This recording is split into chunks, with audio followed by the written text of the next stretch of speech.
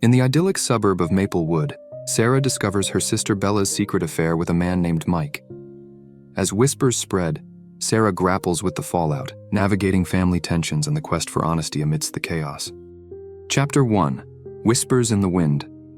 Life pulsated beneath the veneer of perfection in the quaint suburb of Maplewood.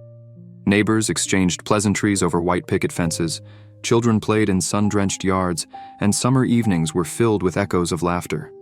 But beneath this picture postcard perfection existed a web of secrets just waiting to break their stitches. Sarah was the youngest of 3 sisters, but somehow she felt like the odd girl out. At 27 years old, she had watched as her 2 older sisters, Bella and Rachel, set themselves up for complete success in their careers and personal lives. Bella was a highly regarded attorney, and Rachel was a skilled mother of 2, representing the dream children their parents had initially wanted for them. Meanwhile, Sarah, who pursued her passion for art, struggled to find her place in the world. Sarah was on the porch one fateful evening, sipping iced tea, when her phone buzzed. Mia, her childhood friend, had called, bursting with gossip. "You won't believe this. Jenna just called me and told me she saw Bella with a guy named Mike at the bistro." Confusion twisted in her stomach as Sarah shook her head and replied, "No freaking way. That can't be true." "I thought the same," Mia continued, "but Jenna is convinced. They look too close, if you know what I mean." Those words just hung in the air like a storm cloud. Could it really be possible that the responsible Bella was actually having an affair? It sent Sarah's stomach flipping between a terrible dread and a curiosity-dangerous mix, where the urge to know lured her to investigate. Chapter 2: Unraveling Threads. Over the coming weeks, Sarah became a reluctant detective, watching her every move. The late nights at work, the secretive phone calls, and the hesitation that would occur if one asked her about her day only furthered Sarah's suspicions. One afternoon, poking through Bella's art supplies, Sarah came across a note crumpled and jammed beneath a canvas. Heart racing, she opened it. "I can't stop thinking about you. Meet me at our spot." Who was this Mike? What was going on? Dinner that evening felt charged with unspoken tension. Finally, Sarah couldn't hold back. "Bella, are you seeing someone? I heard a rumor," she exclaimed, eyes fixed on her sister. Bella's face went pale. "What? Who told you that?" As dinner fell silent around the table, the burden of truth weighed heavy upon Sarah. "Mia heard it from Jenna. Just tell me the truth." Bella let out a sigh, all her defenses breaking down. "All right. Yes, I am seeing someone, but it's complicated." The revelation sent shockwaves, and the family's view of Bella shattered. Her mom's eyes were wide with shock as she dropped her fork. Rachel looked between them, concerned about etching features. Chapter 3: The Fallout. Over the following days, things at home changed. Bella grew increasingly reclusive, speaking only to her best friend, Claire.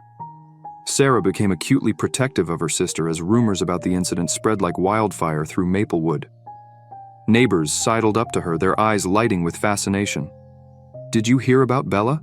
they would ask, their tone tinged with a forespoken wonder. Angrily, Sarah decided she had to face the rumors once and for all. She called a family gathering, inviting her sisters and their mother to discuss what was happening. The tension around the dinner table was palpable. Every word spoken was tactfully placed, yet the air was thick with unresolved emotions. "Bella," Sarah started, trying to maintain a level tone of voice. "This family deserves some honesty. We're here for you, but you must be honest with us." The revelation came, her voice quivering. "Mike is a guy I work with. I thought it was only a fling, but then feelings developed. I never meant to hurt anybody." There was a raw vulnerability in Bella's voice that spoke volumes. Sarah felt a wave of empathy rise and engulf her. Sisters hugged, a fragile bonding in the stormy times they were going through. Chapter 4: The Scandal. As weeks passed, Bella's affair became the talk of the town. One afternoon, Sarah went to a coffee shop and overheard 2 women whispering about her sister. "Have you seen her at the park with this guy? The scandal?" Those words stung. Sarah had grown tired of being the silent observer in her sister's drama. Firm in her resolve to do something, she rallied the neighborhood into a community gathering, hoping the stories could shift. "Join us in the park to discuss family values," Sarah declared, her heart thudding with anticipation and fear. Rumors buzzed the air on this day of gathering. People present flocked around to hear something regarding Bella. While standing before them all, Sarah felt the weight of their expectation. "Enough with the rumors," she firmly said, without a hint of trembling in her voice. "Bella made mistakes, but deserves our support, not judgment." There was a moment of silence. Then someone spoke up from the crowd. "We all have our struggles. Let's lift each other up instead of tearing each other down." The mood in the room had shifted. Tales of personal struggles emerged, and the get-together transformed into somewhat of a cathartic event. As the community shared their truths, Sarah felt relieved that they were all human, terribly flawed and beautiful. Chapter 5: Family Matters. With all the rumors and gossip going around in town, another crisis came along. Ever the pacifist, Rachel approached Sarah one evening, who looked pale and wan. "I need to tell you something. I've been feeling unwell," she revealed in a near whisper. Sarah felt a panic course through her veins. "What do you mean? What's wrong?" "I went to the doctor. They found something concerning," Rachel said, tears brimming in her eyes. As the weight of her sister's words hit Sarah, her need to protect her sister overwhelmed her. "We'll get through this together. No more secrets, okay? We're a family." Days went by with sleepless nights of tantalizing hospital visits and anxious waiting. The Bennetts rallied around her, ties of kinship tempered into steel. They laughed and cried. To Sarah, it felt a bond deeper than ever knitting them together. Finally, the day for the results arrived. Sitting in the sterile waiting room, Rachel squeezed her hand tightly. "I'm so scared," she whispered. When the doctor came in, the room fell silent. "The test came back negative. It's benign. You have nothing to worry about," he declared. Tears of joy welled up in the room. Sarah wrapped her arms around Rachel, who cried, still catching her breath. At that moment, the sisters knew that no matter how crazy life gets, love and support would always shine through. Chapter 6: Healing and Growth. With fall settling over Maplewood, Bella's emotional turmoil from her affair started to heal.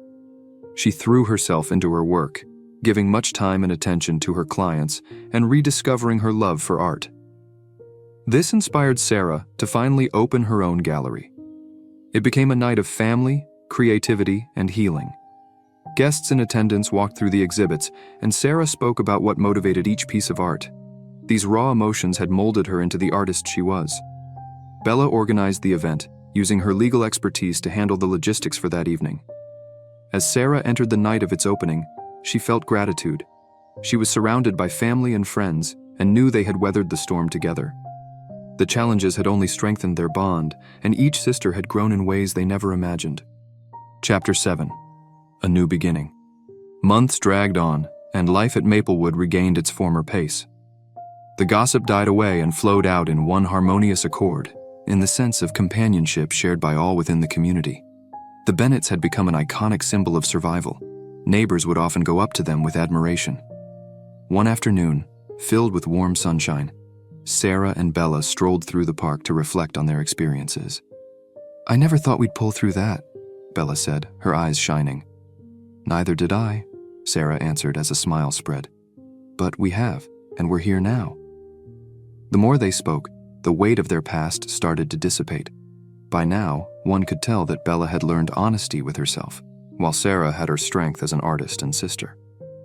They were no longer defined by gossip or drama, but empowered by their experiences.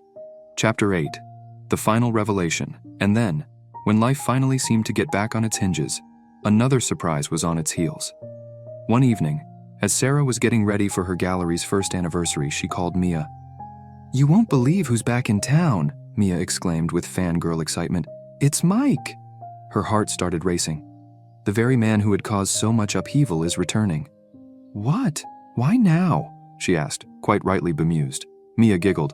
"Word is he wants to make amends. He's been reaching out to Bella." The next day, Sarah confronted Bella. "Mia told me about Mike. Are you going to see him?" Bella was indecisive, a mask of indecision on her face. "I don't know, Sarah. Part of me wants to hear him out, but I'm terrified of reopening old wounds." The sisters speculated on what it could mean, balancing the possibility of closure against the chance of heartache. In the end, Bella decides to meet Mike, and Sarah promises to be there for her sister, whatever happens next. Chapter 9: The Meeting. Bella's heart was racing with uncertainty as she stepped into the bistro. Laughter over candlelit dinners, secrets whispered, and the thrill of new love flooded her memory. Today, however, the air was thick with unresolved tension. Mike sat at their usual table, so familiar, yet now so foreign. "Hey," he said in a voice softer than she remembered. "Hi," she said, with a swirl of nostalgia and trepidation finally breaking from her lips. Exchanging pleasantries, they plunged deep into their past. Bella steeled herself as she remembered how far she had come. Mike started, "I've thought about you every day since... everything. I know I hurt you." Bella nodded, her heart pounding. "You did. I felt betrayed, Mike. It wasn't just the affair, it was the lies." "I know," he said, running a hand through his hair. "I was afraid of what we were, and I pushed you, and I'm so sorry it happened." The weight of the words fell between them. Bella did feel a flicker of sympathy, but she doused it fast. "You are not the only one who suffered. I lost myself trying to keep things together." The conversation batted along, peeling away layers of regret and longing. As they reminisced over the happier times, Bella felt tension unwind and be replaced by a bittersweet comprehension of it all. Chapter 10. Closure. Having spoken for hours, Mike leaned forward, sincerity written across his face. "I want you to know that I've changed. I've been working on myself. I'd like a chance to show you that." Bella's heart hurt at the imploring in his voice. "It's not that simple. I've moved on in many ways. I can't just forget what happened. Please, just consider it. Can we start again?" His eyes delved into hers, imploring a glimmer of hope. Bella sighed, caught between her leftover feelings and her newfound strength. "I appreciate that you would even want to make amends, but I have grown so much since we ended. I cannot go back to who I was." As they parted, Bella felt a sense of peace. She had faced her past and was strong. She would be prepared for whatever lay ahead. Chapter 11. Family Matters. When she reached home, Bella shared the meeting with Sarah and Rachel. They listened to her with due attention, their faces a mask of pride and concern. "I'm proud of you for standing your ground," Rachel said warmly. "Yeah, you've come so far," Sarah added. "It takes courage to confront the past." Over the weeks, the sisters grew closer, taking walks, sharing meals, and encouraging each other's enterprises. Bella plunged back into her work, mentoring her clients through their legal dilemmas. She then picked up a new art and regained her passion. Meanwhile, Sarah's gallery boomed. It was a meeting point for many, holding various events that made people imagine and converse. The sisters felt their ties strengthen with each passing day, surviving the stormy days and the sunshine. Chapter 12. The Fraying. One evening, while Sarah was preparing for an evening art exhibit, she received an unexpected call from Mia. "I just overheard something that may interest you," Mia said somberly. "What is it?" Sarah asked, feeling a sense of dread begin to creep in. "Megan, you know, from the book club? She mentioned seeing Mike around town, and it sounded like he's trying to reconnect with other people from your family." A chill ran down Sarah's spine. "Why would he do that? He's been out of our lives." "I don't know, but I thought you should know," Mia replied, concern etched in her voice. When Sarah mentioned the news to her, her sister's face darkened. "I can't believe he's trying to insert himself back into our lives. After everything." Determined to finally end this reignited rumor mill once and for all, Bella sought Mike out again. "I'll tell him to keep his distance from us. We've moved on," she said firmly. Chapter 13. The Confrontation. A few days later, she called Mike to meet again at a tiny, obscure coffee shop far away from prying eyes. She wanted clarity and closure. As soon as she went inside, she saw him sitting at a corner table with an expression of hope and anxiety. "Thanks for meeting me," he said as his eyes met hers toward her approach. "Let's get to it," Bella said, clearly unmistakable. "I heard you've been calling my family. What's your problem?" Mike readjusted himself in his seat, seemingly taken back. "I just wanted to reunite and catch up with everyone. I wasn't looking for any type of drama." "Listen, you got to understand that we've moved on," Bella said, and with an increase in her heartbeats continued. "I will not let you disrupt our lives all over again. That wouldn't be fair on me, Sarah, or even Rachel." "I get it. I'm sorry. I thought maybe we could all be friends," he suggested, and a touch of desperation broke through into his voice. Bella shook her head. "It isn't going to happen. We're healing, and I won't have you dragging us back into the chaos." As she rose to leave, Mike reached out. "Wait, can we at least stay in touch?" "No," she said firmly and continued walking. She felt a weight lift from her shoulders. Finally, she was taking back her narrative. Chapter 14. Rebuilding. When they got home, Bella's sisters celebrated her decision. "You handled that like a pro," her sister exclaimed, a grin on her face. "I feel free," Bella admitted, her heart lightening. "I'm done with that chapter of my life." Throughout the ensuing months, the Bennetts stuck together, overcoming hurdles that came their way. Rachel's children gained more curiosity about the world, and she became their guiding light. Bella's art gained a new life, depicting her journey toward self-discovery. At the same time, Sarah's gallery thrived with workshops and community gatherings she hosted. The sisters found comfort in one another's company, sharing triumphs and disasters. They realized that life was made up of interwoven excellent and bad experiences. Chapter 15. New Beginnings. Xmas was drawing near for the year, and the Bennetts planned a family vacation to the coast. Time to recharge and tighten the bonds that had developed among them. On the drive, peals of laughter resounded in the car as they reminisced over the past year. "I can't believe how far we've come," gurgled a gleaming-eyed Rachel. Upon finally reaching the beach, the sun was setting with a burst of colors across the sky, tinging everything pink and orange. They laid a picnic, warmed by the sand and melodious crashing waves. "Here's to new beginnings," toasted Bella with her glass. "May we keep growing together." "To family," chorused Sarah and Rachel amidst clinking glasses. As the sun dipped below the horizon, they felt peace. They had faced their fears and seen the storms through to become stronger in their bond, unbreakable. Chapter 16. A Lasting Legacy. In the following months, they would encounter new experiences and opportunities. Fast-forwarding into consolidated status, Bella's art would soon exhibit itself all over the state. At the same time, Rachel cherished mothering, and Sarah's gallery became the novelist's creation place in Maplewood. But life had a way of changing all that. One afternoon, while exploring the local farmer's market, Sarah came across a face that rang a bell. Mike. He was different, more mature, yet all memories raced back. She took a deep breath and walked up to him. "Hey, Mike, it's been ages." "Yeah, it has," he said, the hint of regret lacing his tone. "I wanted to say sorry, again, for everything." She looked at him, her feelings so mixed. "I appreciate that, but Bella is doing great, and we're not looking back."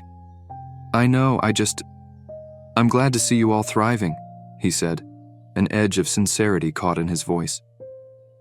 As they parted company, Sarah felt the doors close, and she was ready for whatever came along as her life changed. Epilogue. Unbreakable Bond. Years later, the sisters reunited at an exhibition of Bella's work to honor their triumphs and the path leading there. The gallery was filled with chatter and peals of laughter, filled with friends and family. Standing in front of her work, she couldn't believe how far they'd come.